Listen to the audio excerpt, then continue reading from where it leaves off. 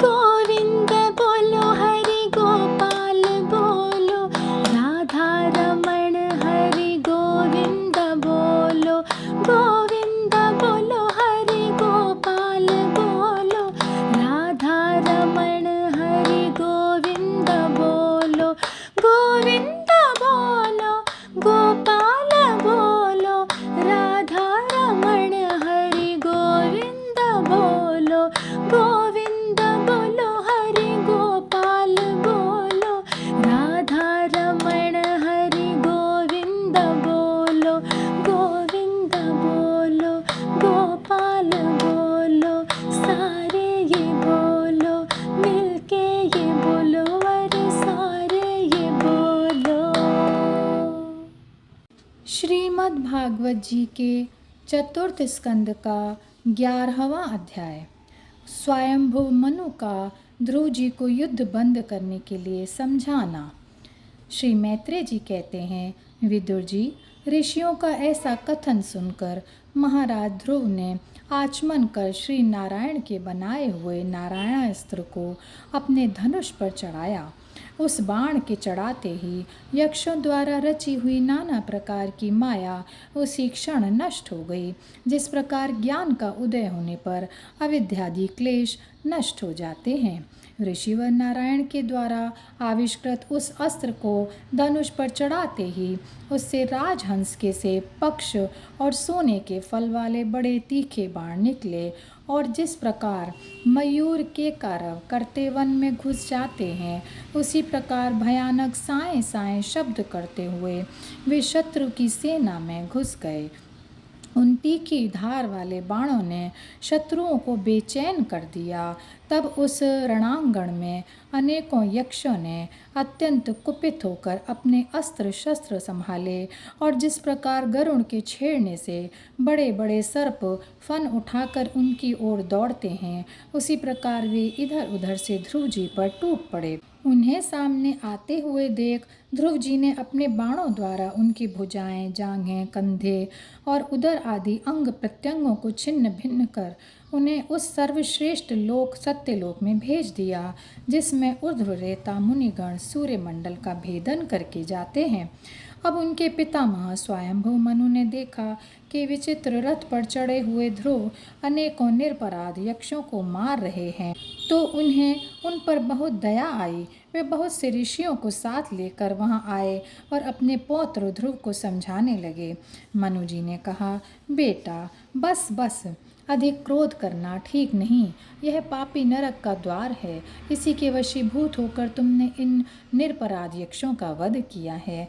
तात, तुम जो निर्दोष यक्षों के संहार पर उतर रहे हो, यह हमारे कुल के योग्य कर्म नहीं है। साधु पुरुष इसकी बड़ी निंदा करते हैं। बेटा, तुम्हारा अपने भाई पर बड़ा अनुराग था, यह तो ठीक है, परंतु देखो, उसके वध से संतप्त होकर तुमने एक यक्ष के अपराध करने पर प्रसंगवश कितनों की हत्या कर डाली। इस जड़ शरीर को ही आत्मा मानकर इसके लिए पशुओं की भांति प्राणियों की हिंसा करना, यह भगत सेवी साधु जनों का मार्ग नहीं है। प्रभु की आराधना करना बड़ा कठिन है, परंतु तुमने तो लड़कपन में ही संपूर्ण भूतों के आश्रय स्थान श्री हरि की सर्वभूतात्म भाव से आराधना करके उनका परम पद प्राप्त कर लिया है। तुम्हें तो प्रभु भी अपना प्रिय भक्त समझते हैं तथा भक्तजन भी तुम्हारा आदर करते हैं। तुम साधु जनों के पथ प्रदर्शक हो, फिर भी तुमने ऐसा निंदनीय कर्म कैसे किया। सर्वात्मा श्री हरि तो अपने से बड़े पुरुषों के प्रति सहनशीलता, छोटों के प्रति दया, बराबर वालों के साथ मित्रता और समस्त जीवों के साथ समता का बर्ताव करने से ही प्रसन्न होते हैं। और प्रभु के प्रसन्न हो जाने पर पुरुष प्राकृत गुण एवं उनके कार्य रूप लिंग शरीर से छूटकर परमानंद स्वरूप ब्रह्म पद प्राप्त कर लेता है। बेटा ध्रुव, देहादि के रूप में परिणत हुए पंचभूतों से ही स्त्री पुरुष का आविर्भाव होता है, और फिर उनके पारस्परिक समागम से दूसरे स्त्री पुरुष उत्पन्न होते हैं। ध्रुव, इस प्रकार भगवान की माया से सत्वादि गुणों में न्यूनाधिक का भाव होने से ही जैसे भूतों द्वारा शरीरों की रचना होती है, वैसे ही उनकी स्थिति और प्रलय भी होते हैं। पुरुष श्रेष्ठ निर्गुण परमात्मा तो इनमें केवल निमित्त मात्र है। उसके आश्रय से यह कार्य कारणात्मक जगत उसी प्रकार भ्रमता रहता है जैसे चुंबक के आश्रय से लोहा। काल शक्ति के द्वारा क्रमशः सत्वादि गुणों में शोभ होने से लीलामय भगवान की शक्ति भी सृष्टि आदि के रूप में विभक्त हो जाती है। अतः भगवान अकर्ता होकर भी जगत की रचना करते हैं और संहार करने वाले न होकर भी इसका संहार करते हैं। सचमुच उन अनंत प्रभु की लीला सर्वथा अचिंतनीय है। ध्रुव, ये काल स्वरूप अव्यय परमात्मा ही स्वयं अंत रहित होकर भी जगत का अंत करने वाले हैं तथा अनादि होकर भी सबके आदि करता है।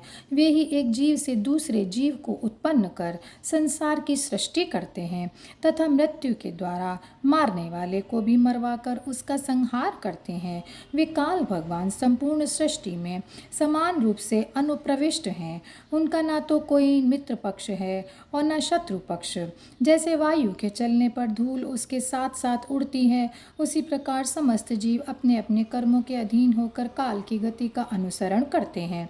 अपने अपने कर्मानुसार सुख दुख आदि फल भोगते हैं। सर्वसमर्थ श्री हरि कर्म बंधन में बंधे हुए जीव की आयु की वृद्धि और क्षय का विधान करते हैं, परंतु वे स्वयं इन दोनों से रहित और अपने स्वरूप में स्थित हैं। राजन, इन परमात्मा को ही मीमांसक लोग कर्म, चार्वाक, स्वभाव, विशेषिक, मात्वलंबी, काल, ज्योतिषी, दैव और कामशास्त्री कहते हैं।